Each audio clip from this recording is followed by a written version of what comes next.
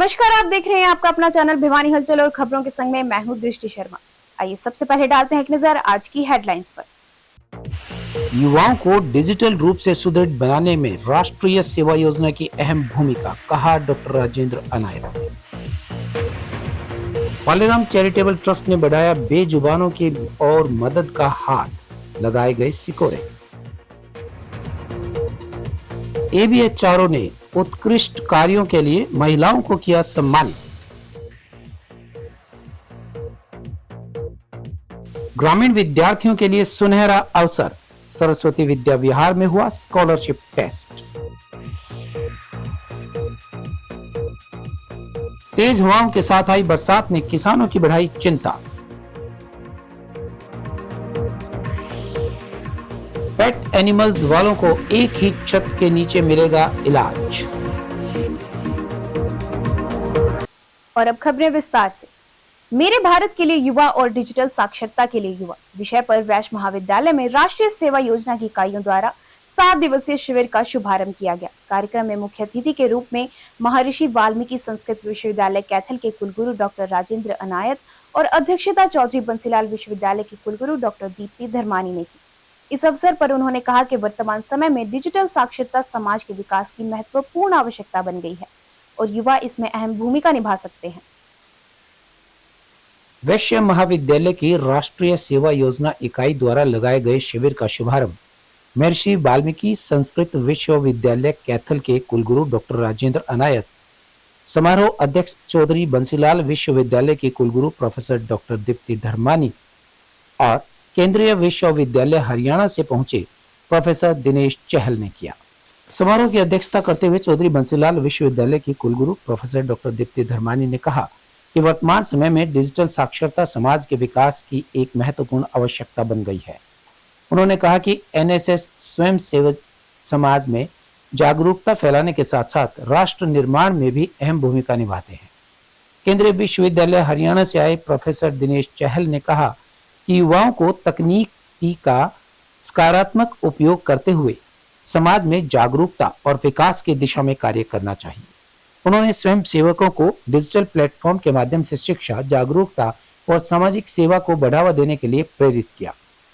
वहीं वैश्य महाविद्यालय के प्राचार्य डॉक्टर संजय गोयल ने कहा कि विद्यार्थी जीवन में अनुशासन और सेवा भावना ही व्यक्तित्व निर्माण की नींव है। ऐसे में एनएसएस जैसे शिविर युवाओं को समाज की वास्तविक चुनौतियों से जोड़ते हैं। महाविद्यालय की एनएसएस इकाइयों के प्रभारी डॉक्टर कामना कौशिक ने कहा कि एनएसएस अपने स्थापना वर्ष 1969 से विद्यार्थियों में समर्पण और समाज सेवा भाव पैदा करके राष्ट्र के लिए बेहतर नागरिक तैयार करने में मदद करता है। एनएसएस कैंप अपने आप में ही एक संस्कारों से भरा एक ऐसा अर्थपूर्ण कार्यक्रम है जिसमें बच्चों को सही दिशा मिलती है और उनकी जो भावनात्मक और इवन उनकी जो बौद्धिक क्षमताएं हैं वो भी विकसित होती हैं।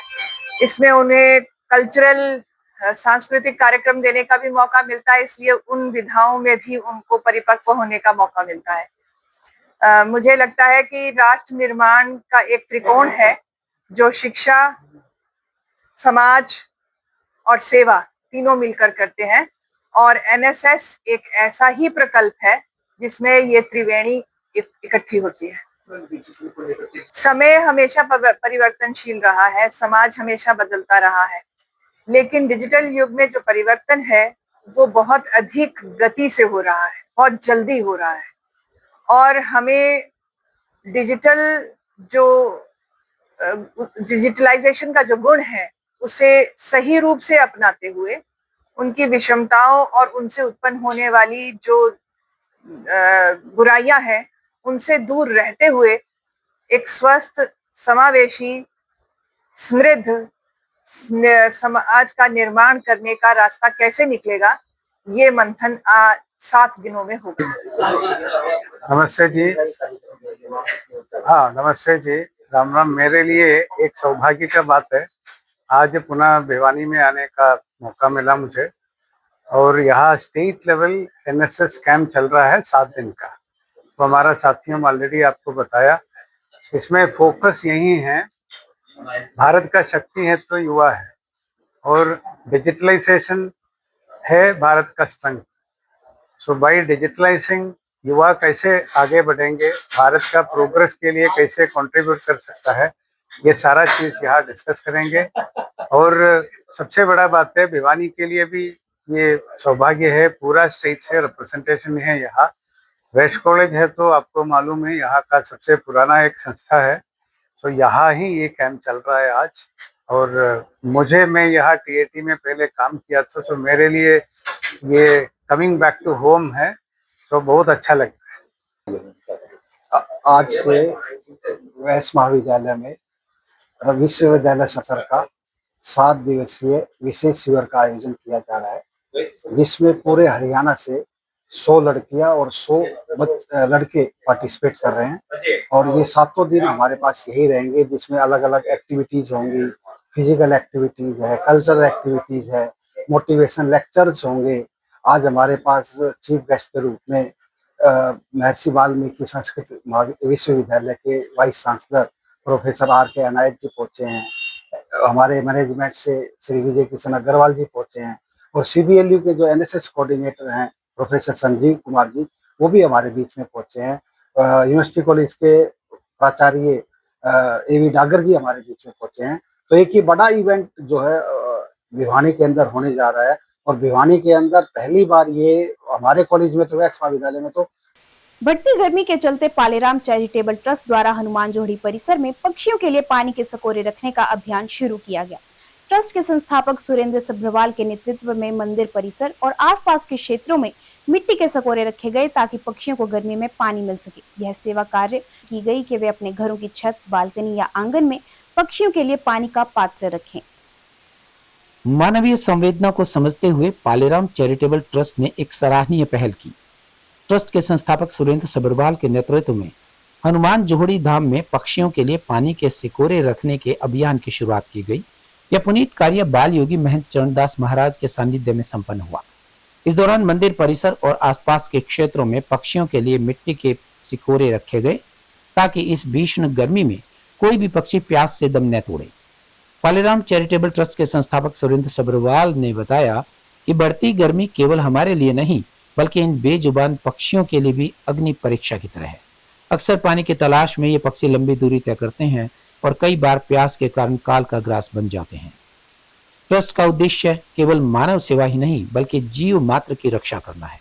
उन्होंने नागरिकों से अपील करते हुए कहा कि प्रत्येक नागरिक अपने घर की छत, बालकनी या आंगन में पानी का एक पात्र जरूर रखे, सिकोरे की नियमित सफाई करें ताकि पक्षियों को स्वच्छ पानी मिल सके। गर्मी को देखते हुए जो Shri Paleram trust charitable trust के द्वारा जो और बहुत सारे कार्यक्रम होते हैं, उसके साथ साथ में ये भी जानवरों के लिए सकोरे का जो 21 सकोरे रखे गए हैं। तो मैं मानता हूँ कि इस प्रकार की जो सेवाएं हैं जो हमारे सुरेंद्र जी सब्रवाल जी कर रहे हैं, ये सब लोगों ने करनी चाहिए, क्योंकि अभी जब गर्मी रहेगी तो उसमें जरूरत रहेगी पानी की। और हम तो कहीं ना कहीं पानी ले लेते हैं, पर जानवरों के लिए पानी नहीं मिल पाता है। तो ये जो सकोरे लगाए हैं, आए साल लगातार ये इस प्रकार के आयोजन यहाँ भी करते रहे हैं, पौधे लगाना और इस प्रकार से जो ये सकोरे लगाना। तो मैं इनको धन्यवाद भी देता हूँ कि आपकी संस्था और आप इस प्रकार से अपने काम करते हैं। मैं सुरेंद्र सब्रवाल, संस्थापक पालेराम चैरिटेबल ट्रस्ट। गर्मी बहुत बढ़ गई है। हमने यहाँ पर महाराज जी के सानिध्य में बेटी के जन्मदिन के उपलक्ष्य में 21 कोरे लगाए हैं। मैं कहूँगा साथ साथ, जैसे सभी का नारा भी है, be kind to animal, but साथ साथ में be kind to bird also.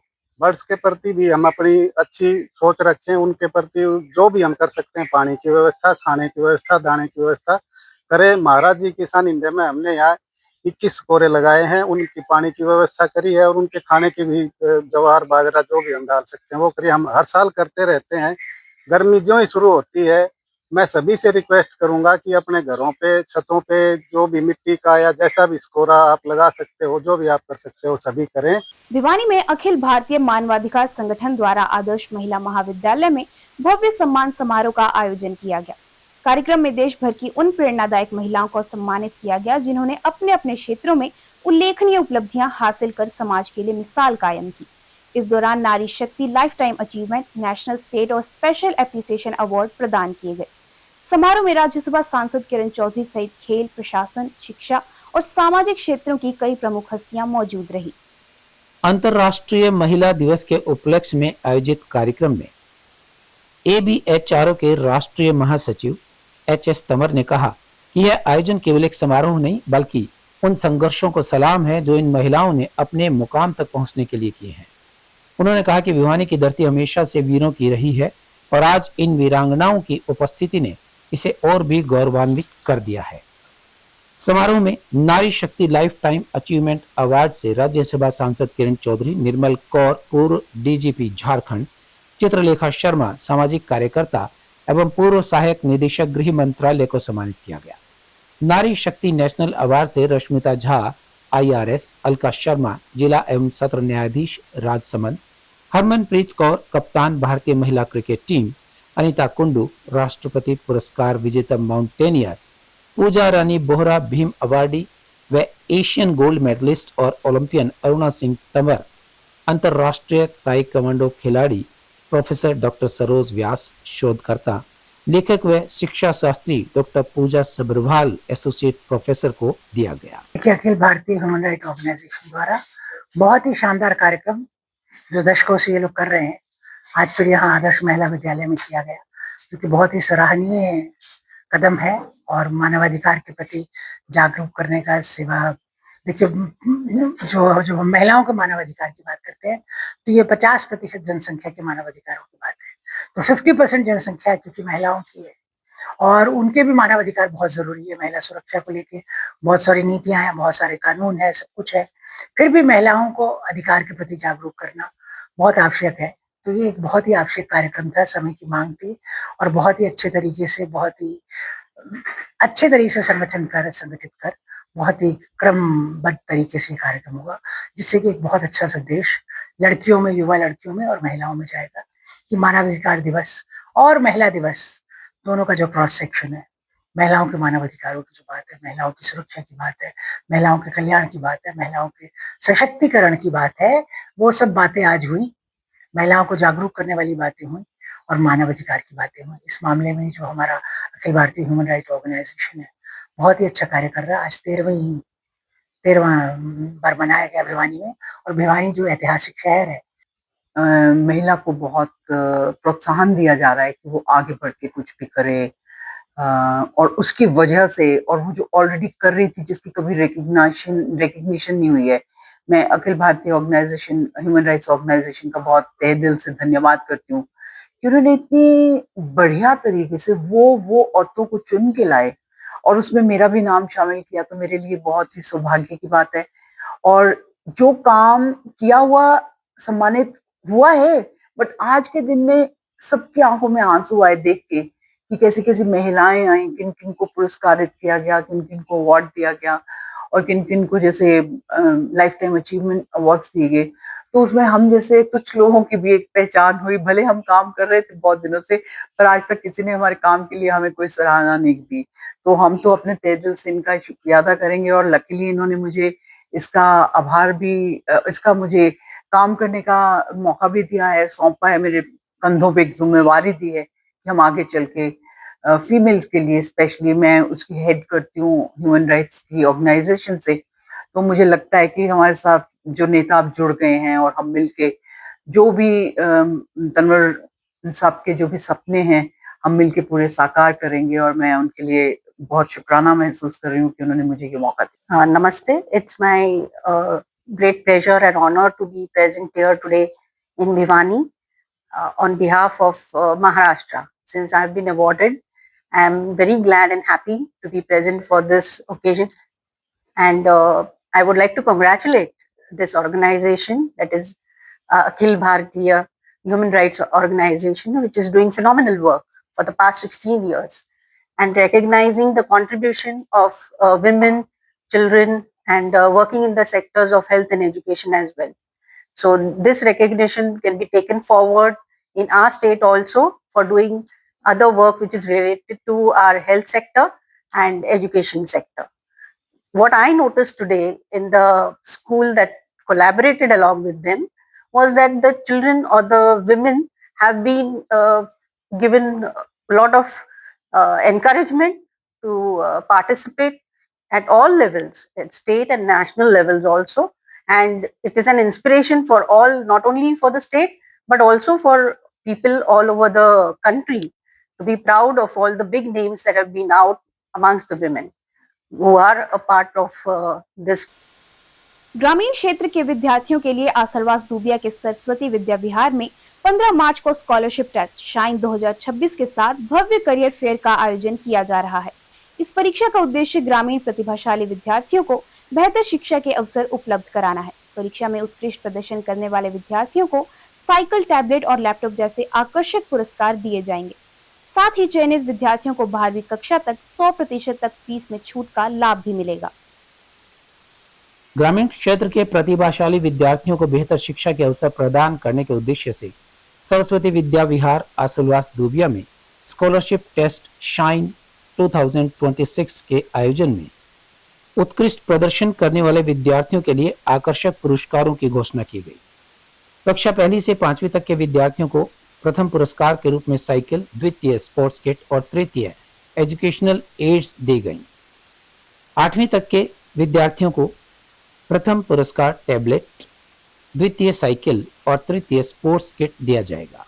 वहीं कक्षा 9वीं से 12वीं के विद्यार्थियों को प्रथम पुरस्कार के रूप में लैपटॉप, द्वितीय में टैबलेट और तृतीय पुरस्कार स्पोर्ट्स किट दी जाएगी। वहीं परीक्षा में प्रथम स्थान प्राप्त करने वाले विद्यार्थियों को 12वीं कक्षा तक फीस में 100% की छूट दी जाएगी। दूसरे से 5वें स्थान पर रहने वाले विद्यार्थियों को 50% और छठे से 10वें स्थान पर आने वाले विद्यार्थियों को 30% की छूट दी जाएगी। वहीं विद्यालय परिसर में एक करियर फेयर का आयोजन भी किया जा रहा है। करियर फेयर में देश विदेश के प्रतिष्ठित विद्यालयों के अनुभवी काउंसलर भाग लेंगे। विद्यालय के चेयरमैन राजवीर सिंह ने कहा कि ग्रामीण क्षेत्र के अनेक प्रतिभाशाली विद्यार्थी केवल आर्थिक कारणों से अपनी प्रतिभा को आगे नहीं बढ़ा पाते। विद्यालय का प्रयास है कि ऐसे विद्यार्थियों को मंच दिया जाए ताकि वे अपनी योग्यता के बल पर आगे बढ़ सके। डायरेक्टर अभिषेक ने कहा कि सरस्वती विद्या विहार पिछले 32 वर्षों से शिक्षा के क्षेत्र में उत्कृष्ट सेवाएं दे रहा है और संस्थान का उद्देश्य केवल पढ़ाई तक सीमित नहीं बल्कि विद्यार्थियों को सही दिशा देना भी है। नमस्कार सभी को, मैं Tejal Soni, principal of Saraswati Vidya Vihar. So greetings from Saraswati Vidya Vihar. हम बात करते हैं shine 2026 Saraswati holistic intelligence nurturing examination. So ये एक स्कॉलरशिप टेस्ट ही नहीं है बल्कि एक ऐसा प्लेटफॉर्म है जहां बच्चे अपनी मेहनत को एक पहचान दे सकते हैं, अपनी एबिलिटी को दिखा सकते हैं और इस स्कॉलरशिप सपोर्ट के साथ में अपनी एकेडमिक जर्नी को और भी मजबूत बना सकते हैं। तो please note down, the that is 15th of March 2026 Sunday 10 AM।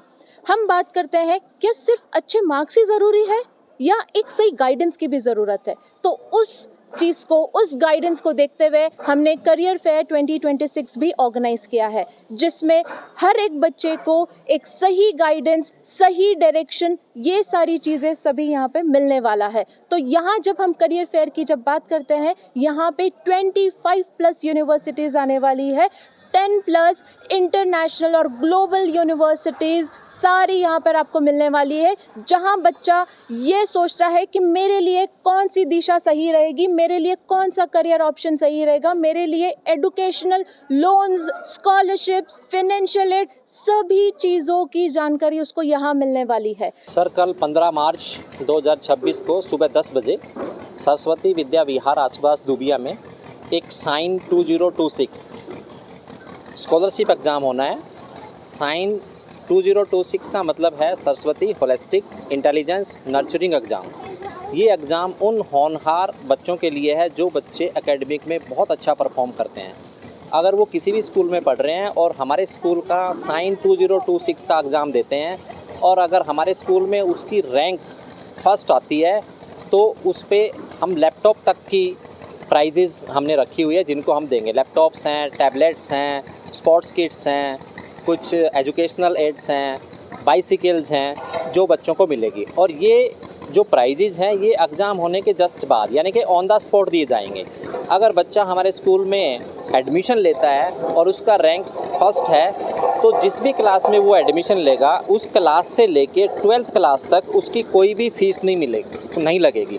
मतलब 100% उसकी फ़ीस माफ़ रहेगी जब तक स्कूल में वो रहेगा। दूसरा मैं बताना चाह रहा हूँ कि कल की डेट में ही हमारे यहाँ पे एक करियर फेयर भी लग रहा है।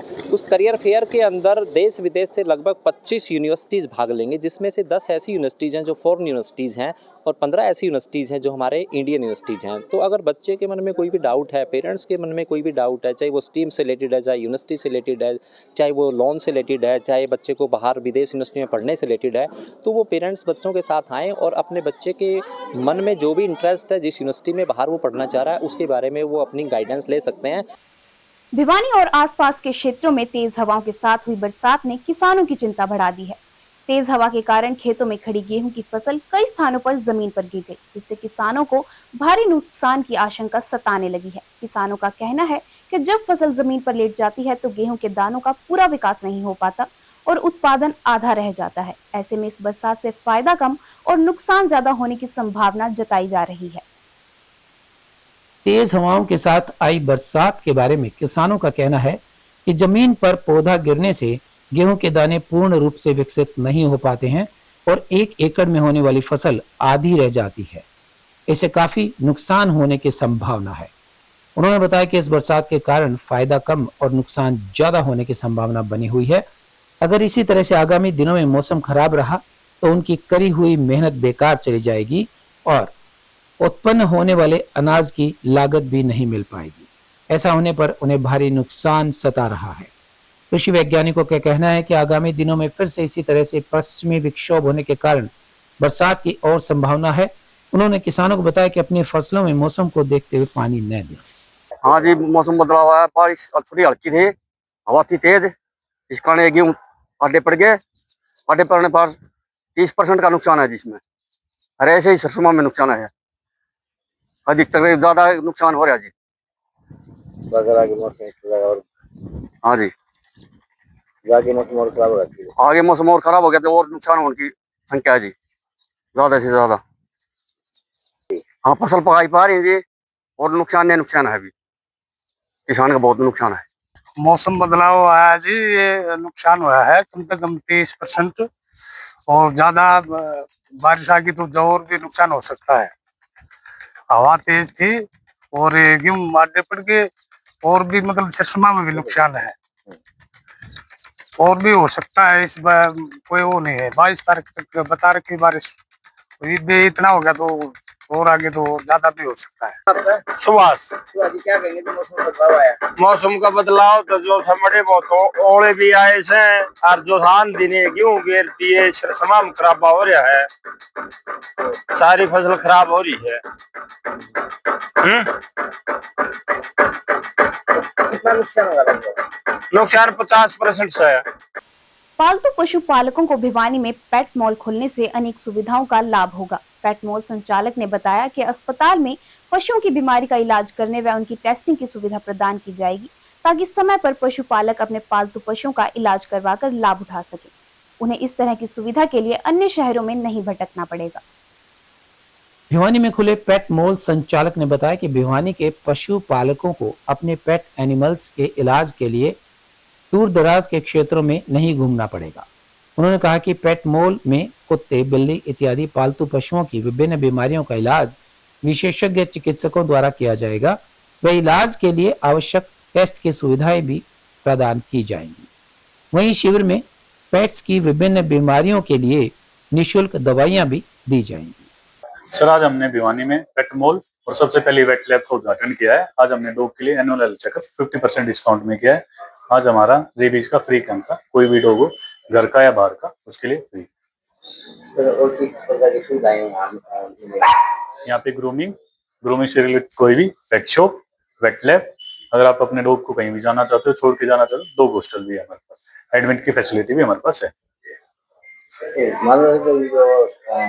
हाँ जी, अलग से रूम देते हैं हम उसको, एयर कंडीशनर पूरा। मेरा नाम धनराज है, मैं वेटनेरियन हूँ और हमने भिवानी में पहला पेट मॉल स्टार्ट किया है, जिसके अंदर भिवानी की पहली वेट लैब है।